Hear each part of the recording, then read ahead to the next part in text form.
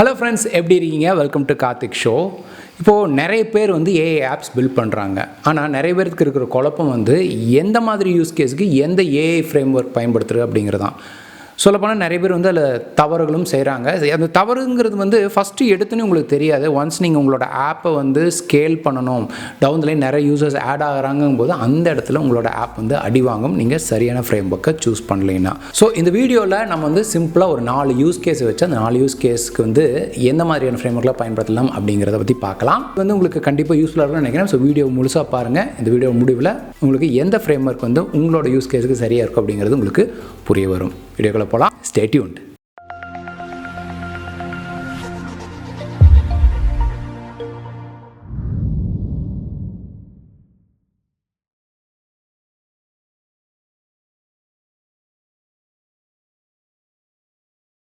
Welcome back.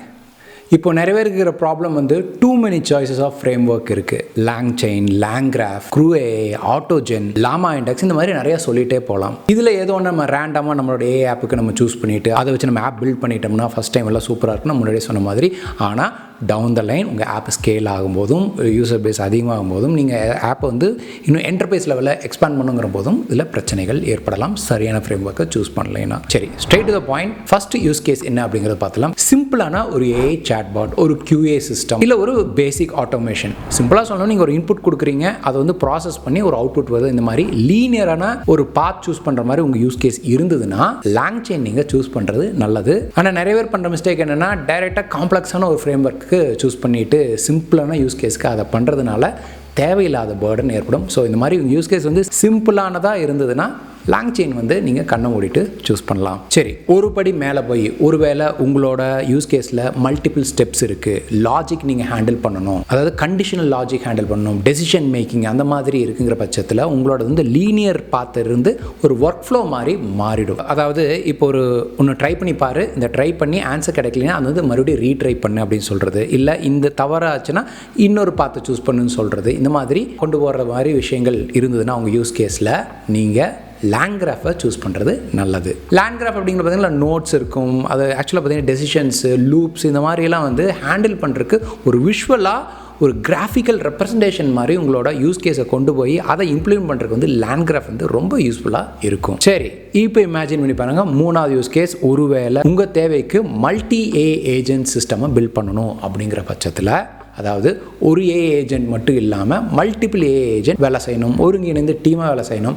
அதாவது ஒன்று வந்து ஸ்கிரிப்ட் எழுதுறது, ஒன்று வந்து டெஸ்ட் பண்ணுறது, ஒன்று வந்து டிப்ளாய் பண்ணுறது, இந்த மாதிரி டிஃப்ரெண்ட் ஏஜென்ட்ஸ் ஒருங்கிணைந்து வேலை செய்யணும். இந்த மாதிரி எனக்கு யூஸ் கேஸ் இருக்குது அப்படிங்கிற பட்சத்தில் நீங்கள் CrewAI அல்லது AutoGen ஃப்ரேம் ஒர்க்கை சூஸ் பண்ணுறது நல்லது. CrewAI, AutoGen இதோட டிஃப்ரெண்ட் பெனிஃபிட்ஸ் என்ன அப்படிங்கிற நான் ஸ்க்ரீனில் பாப்அப் பண்ணுறேன். ரொம்ப கிறிஸ்பாக ஹை லெவலில் நான் கொடுத்துருக்கேன், டீட்டெயிலாக போல். பட் மல்டி ஏஜென்ட் சிஸ்டம் உங்களோட யூஸ் கேஸாக இருந்ததுன்னா இந்த ரெண்டில் நீங்கள் எது ஒன்றா சூஸ் பண்ணிக்கிறது நல்லது. ஆனால் இதில் ஒரு கேட்ச் என்னென்னா, நிறைய பேருக்கு வந்து மல்டி ஏஜென்ட் சிஸ்டம் வந்து தேவைப்படாது. பட் இருந்தாலுமே அவங்க வந்து மல்டி ஏஜென்ட் சிஸ்டம் பில்ட் பண்ணுவாங்க.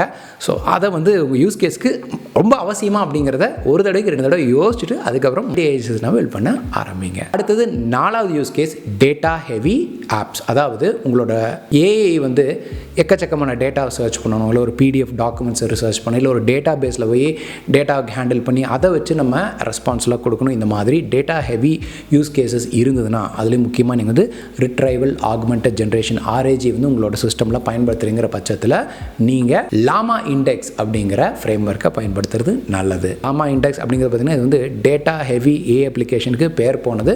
So if your use case has lot of data handling, go for LlamaIndex framework. Okay, summarise பண்ணி நான் சிம்பிளாக சொல்லணும்னா, உங்களோட யூஸ் கேஸ் ரொம்ப ஒரு சிம்பிளாக லீனியராக இருந்ததுன்னா LangChain யூஸ் பண்ணுங்கள். இல்லை உங்களோட வந்து யூஸ் கேஸில் வந்து ஒரு ஃப்ளோ இருக்குது, ஒர்க் ஃப்ளோ இருக்குது, ஒரு ஃப்ளோ சார்ட் மாதிரிலாம் இருக்குது, டெசிஷன்ஸ், லூப்ஸ் அந்த மாதிரி இருக்குங்கிற பட்சத்தில் LangGraph பயன்படுத்துங்க.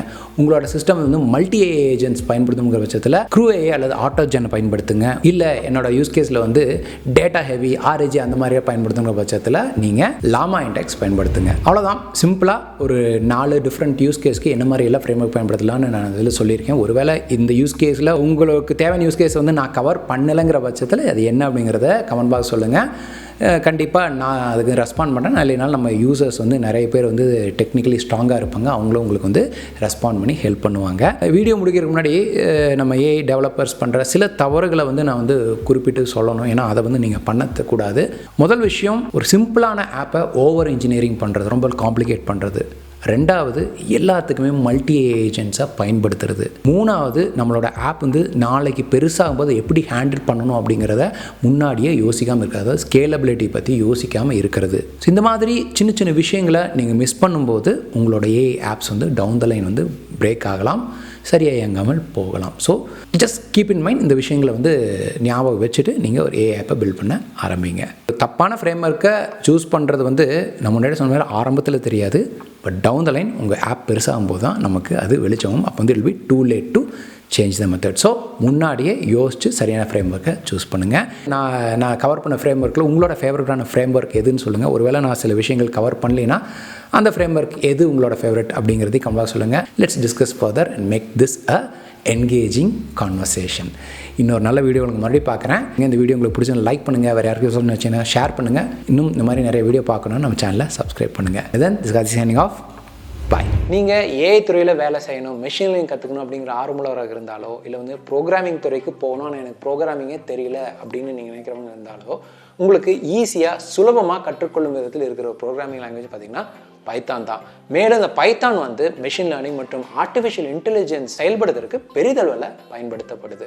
ஸோ இந்த பைத்தானை தமிழில் பேசிக்ஸ்லேருந்து உங்களுக்கு ப்ரோக்ராம் நாலேஜே இல்லைனாலுமே ஈஸியாக புரிஞ்சுக்கும் விதமாக உருவாக்கப்பட்ட ஒரு கோர்ஸ் தான் பார்த்தீங்கன்னா எங்கள் வெப்சைட்டில் இருக்கிற பைத்தான் ப்ரோக்ராமிங் ஃபார் பிகினர்ஸ். இது முழுக்க தமிழில் இருக்க போது பைத்தான் ப்ரோக்ராமிங் பற்றி அடித்தளத்திலிருந்து நாங்கள் அதில் சொல்லிக் கொடுத்துருக்கோம். ஸோ அந்த கோர்ஸை நீங்கள் முடிக்கும்போது பைத்தானோட ஃபண்டமெண்டல் நீங்கள் ஸ்ட்ராங்காக ஆயிடுவீங்க. அந்த கோர்ஸோட முடிவில் பார்த்தீங்கன்னா நிறைய ப்ராஜெக்ட்ஸ் இருக்கும். அது முடிக்கும்போது உங்களுக்கு இந்த ப்ரோக்ராமிங்கில் உங்களோட கான்ஃபிடன்ஸ் லெவல் கண்டிப்பாக அதிகரிக்கும். இதை முடிச்சுட்டு நீங்கள் மெஷின் லேர்னிங் கற்றுக்கணும் அப்படின்னு ஆர்வம் காட்டிங்கன்னா அதற்கு உதவும் விதத்தில் Python programming for machine learning அப்படிங்கிற இன்னொரு கோர்ஸையும் நாங்கள் வந்து எங்கள் வெப்சைட்டில் லான்ச் பண்ணியிருக்கோம். அந்த கோர்ஸில் பார்த்துட்டிங்கன்னா மெஷின் லேர்னிங்னு ஃபண்டமெண்டல்ஸில் ஸ்டார்ட் பண்ணி மெஷின் லேர்னிங் பற்றின விளக்கங்கள்லாம் கொடுத்துட்டு மெஷின் லேர்னிங் என்ன, அதை எவ்வாறெல்லாம் செயல்படுத்தணும், என்னென்ன வகை இருக்குது அப்படிங்கிறதெல்லாம் பார்த்துட்டு 7 வெவ்வேறு விதமான மெஷின் லேர்னிங் மாடல்ஸை 7 வெவ்வேறு விதமான அல்காரிதம்ஸ் பயன்படுத்தி ப்ரோக்ராம் பண்ணி கோடு பண்ணி உருவாக்கி காமிச்சிருக்கோம். ஸோ இது எல்லாமே பார்த்தீங்கன்னா தமிழில் டீட்டெயிலாக நாங்கள் கோடு பண்ண நாங்கள் தமிழில் சொல்லிக்கிறோம். அதை நீங்கள் பார்த்து பேரலல் நீங்கள் கோடு பண்ணி பார்த்துக்கலாம். அந்த விதத்தில் எளிமையான முறையில் தான் அந்த கோர்ஸ் இருக்க போகுது. நீங்கள் மெஷின் லேர்னிங் புதுசு மெஷின் லேர்னிங் என்னென்ன தெரியாது அப்படிங்கிறவங்களுக்கு கண்டிப்பாக அந்த கோர்ஸ் வந்து சூட்டபுளாக இருக்கும். அதோட அட்வான்ஸ் வெர்ஷனான அந்த டீப் லேர்னிங், ஜென்ரேட்டிவ் ஏஐ இதை பற்றி நாங்கள் அந்த கோர்ஸில் கவர் பண்ணல. பட் அது சம்மந்தமான கோர்ஸ் வந்து ஃபியூச்சரில் வரும். அது வந்த உடனே அதோட லிங்க் நான் டிஸ்கிரிப்ஷன் கொடுக்குறேன். 2 கோர்ஸில் உங்களுக்கு எந்த கோர்ஸ் வேணாலும் நீங்கள் என்ரோல் பண்ணிக்கலாம். இந்த கோர்ஸ் நீங்கள் ஒன்ஸ் பர்ச்சேஸ் பண்ணி உங்களுக்கு லைஃப் டைம் ஆக்சஸ் இருக்குது. இந்த 2 கோர்ஸையுமே நீங்கள் வாங்கணும் அப்படின்னு முடிவு பண்ணிங்கன்னா இதை தனித்தனியாக வாங்குறத விட எங்களோட வெப்சைட்டில் பைத்தான் ப்ரோக்ராமிங் பேக்கேஜ் அப்படின்னு 2 கம்பைன் பண்ணி நாங்கள் ஒரு பேக்கேஜாக கொடுத்துருக்கோம். ஸோ அப்படி வாங்கும்போது இந்த 2 கோர்ஸையும் தனித்தனியாக வாங்குறது காட்டிலையுமே மலிவான விலையில் கிடைக்கும். இது அனைத்துக்கான லிங்கையும் நான் வந்து டிஸ்கிரிப்ஷனில் கொடுக்குறேன். செக் பண்ணி பாருங்கள். பைத்தான் மற்றும் மெஷின் லேர்னிங்கில் உங்களோட கரியரை பூஸ்ட் பண்ணுங்கள். All the best.